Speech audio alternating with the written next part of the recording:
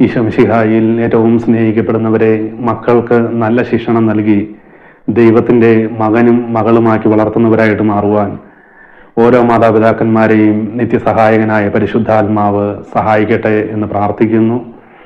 പ്രിയപ്പെട്ടവരെ, തിരുവനന്തപുരത്ത് ഒരു ധ്യാനം ചെയ്യുമ്പോൾ ആ ധ്യാനത്തിലേക്ക് ഒരു അപ്പനും അമ്മയും 9ാം ക്ലാസ്സിൽ പഠിക്കുന്ന പെൺകുട്ടിയുമായി പ്രാർത്ഥിക്കുവാൻ വേണ്ടി കടന്നു വന്നു. എന്നിട്ട് ഈ അപ്പനും അമ്മയും പറഞ്ഞ കാര്യമാണ്, ഈ പെൺകുട്ടി പഠിക്കത്തില്ല, സ്കൂളിൽ പോയി വന്നു കഴിഞ്ഞാൽ റൂമിൽ കയറി കതകടച്ചിരിക്കും, എപ്പോഴും ഇങ്ങനെ ആലോചിച്ച് ചിന്തിച്ചിരിക്കും, എന്തെങ്കിലും പറഞ്ഞു കഴിഞ്ഞാൽ ദേഷ്യപ്പെട്ട് സംസാരിക്കും എന്ന് പറഞ്ഞ് ഈ അപ്പനും അമ്മയും വിങ്ങിപ്പൊട്ടി കരയുവാൻ തുടങ്ങി. എന്നിട്ട് ഈ അപ്പനും അമ്മയും പറഞ്ഞ കാര്യമാണ്, ആരുടെയൊക്കെ അടുക്കൽ ചെന്നപ്പോൾ അവരൊക്കെ പറഞ്ഞു ഇതൊരു പൈശാചിക പീഡയാണ് എന്നിങ്ങനെ പറഞ്ഞു വിട്ടു. ഇതുകൂടി കേട്ടപ്പോൾ ഇവരുടെ ജീവിതത്തിൽ വലിയ നിരാശ കടന്നു വന്നു. പ്രിയപ്പെട്ടവരെ, മക്കളെ കഷ്ടപ്പാടിലൂടെ വളർത്തുന്ന മാതാപിതാക്കന്മാരോട് പൈശാചിക പീഡയാണ് എന്നൊക്കെ പറഞ്ഞു വിടുമ്പോൾ അവരെത്രമാത്രം നിരാശയിലേക്കാണ് കടന്നു പോകുന്നത് എന്ന് ഇതുപോലെയൊക്കെ പറഞ്ഞു വിടുന്നവർ ചിന്തിക്കുന്നത് നല്ലതാണ്. ഏതായാലും ഞാൻ ഈ അപ്പനോടും അമ്മയോടും പറഞ്ഞു, നമുക്ക് പരിശുദ്ധാത്മാവിനോട് പ്രാർത്ഥിക്കാം, പരിശുദ്ധാത്മാവ് ഉറപ്പായിട്ടും നിങ്ങളെ സഹായിക്കും, ഈ മകൾക്ക് വിടുതൽ കൊടുത്ത് അനുഗ്രഹിക്കും എന്നൊക്കെ പറഞ്ഞു. എന്നിട്ട് ഈ പെൺകുട്ടിക്ക് വേണ്ടി പ്രാർത്ഥിക്കുവാൻ തുടങ്ങി. ഓരോ കാര്യങ്ങൾ ഈ പെൺകുട്ടിയോട് സംസാരിച്ചു കൊണ്ടിരിക്കുമ്പോൾ പരിശുദ്ധാത്മാവ് പറഞ്ഞു, BTS എന്ന കൊറിയൻ ബാൻഡ് ഗ്രൂപ്പിനെ പറ്റി സംസാരിക്കാൻ പറഞ്ഞു. ഞാൻ ഈ പെൺകുട്ടിയോട് ഈ പേര് പറഞ്ഞപ്പോൾ തന്നെ ഈ പെൺകുട്ടി അത്ര നേരം ഒരു താല്പര്യമില്ലാതിരുന്ന് സംസാരിച്ചുകൊണ്ടിരുന്ന ഈ പെൺകുട്ടി നല്ല ഉഷാറായി. എന്നിട്ട് ഇതിനെപ്പറ്റി ഓരോ കാര്യങ്ങൾ പറയുവാൻ തുടങ്ങി.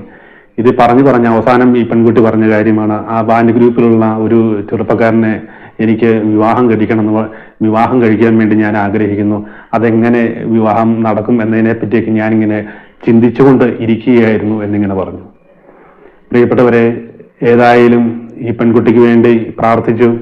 അപ്പസ്തോല പ്രവർത്തനം 2-ാം അധ്യായം 1 മുതൽ 6 വരെയുള്ള തിരുവചനത്തിന്റെ അഭിഷേകം ഈ മകളിലേക്ക് നിറയുവാൻ വേണ്ടി പ്രാർത്ഥിച്ചു. പരിശുദ്ധാത്മാവ് ഈ പെൺകുട്ടിയെ തൊട്ടു. ഈ പെൺകുട്ടിയിൽ നിന്ന് ആ ഒരു അവസ്ഥ, ഈ നിരാശ അല്ലെങ്കിൽ ഈ നെഗറ്റീവ് ചിന്തകളെല്ലാം മാറിപ്പോയി. ഈ പെൺകുട്ടിക്ക് വിടുതൽ ലഭിച്ചു. പ്രിയപ്പെട്ടവരെ, ഞാനത് പറയുമ്പോൾ ഞാൻ അറിയുന്ന ഒരു ചേച്ചിയുണ്ട്. ഈ ചേച്ചിക്ക് 2 മക്കളാണ്. ഒരു മകൻ +1 പഠിക്കുന്നു, ഒരു മകള് 8ാം ക്ലാസ്സിൽ പഠിക്കുന്നു. എന്നിട്ട് ഈ ചേച്ചി പറഞ്ഞ കാര്യമാണ്, ആവശ്യത്തിന് മൊബൈൽ ഉപയോഗിക്കും, അനാവശ്യത്തിന് മൊബൈൽ ഉപയോഗിച്ചിട്ടുണ്ടെങ്കിൽ ഒന്നെങ്കിൽ മൊബൈൽ കാണില്ല, അല്ലെങ്കിൽ മക്കളുടെ തൊടയിലെ തൊലി കാണത്തില്ലെന്ന് പറഞ്ഞു. പ്രിയപ്പെട്ടവരെ, അവര് എല്ലാ ദിവസവും കുടുംബ പ്രാർത്ഥനയിൽ ഒന്നിച്ചിരുന്ന് പ്രാർത്ഥിക്കും. ആവശ്യമുള്ള സമയത്ത് മൊബൈൽ ഉപയോഗിക്കും, അല്ലാത്ത സമയത്ത് മൊബൈൽ ഉപയോഗിക്കത്തില്ല.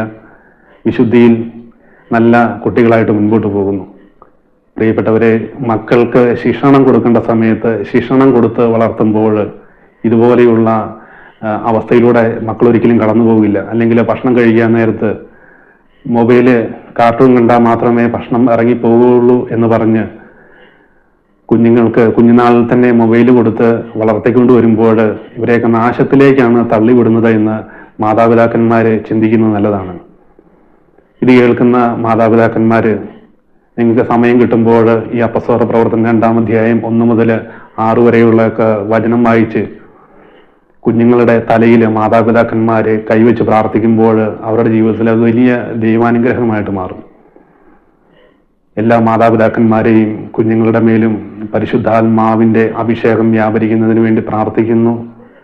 അപ്പസ്തോലന്മാരുടെ മേൽ വ്യാപരിച്ച ദൈവത്തിന്റെ പരിശുദ്ധാത്മാവിന്റെ ശക്തി എല്ലാ കുടുംബങ്ങളിലേക്കും എല്ലാ മക്കളിലേക്കും മാതാപിതാക്കന്മാരിലേക്കും വ്യാപരിക്കട്ടെ എന്ന് പ്രാർത്ഥിക്കുന്നു. പരിശുദ്ധ അമ്മ മാതാവിന്റെ മാധ്യസ്ഥവും സാന്നിധ്യവും എപ്പോഴും എല്ലാവരോടും, എല്ലാ മാതാപിതാക്കന്മാരോടും, എല്ലാ കുഞ്ഞുങ്ങളോടും കൂടി ഉണ്ടായിരിക്കട്ടെ. വിശുദ്ധ മിഖായേൽ ദൂതന്റെ സംരക്ഷണവും എപ്പോഴും കൂടെ ഉണ്ടായിരിക്കട്ടെ എന്ന് പ്രാർത്ഥിക്കുന്നു. ആവേ മരിയ. Praise the Lord. ഹല്ലേലൂയ.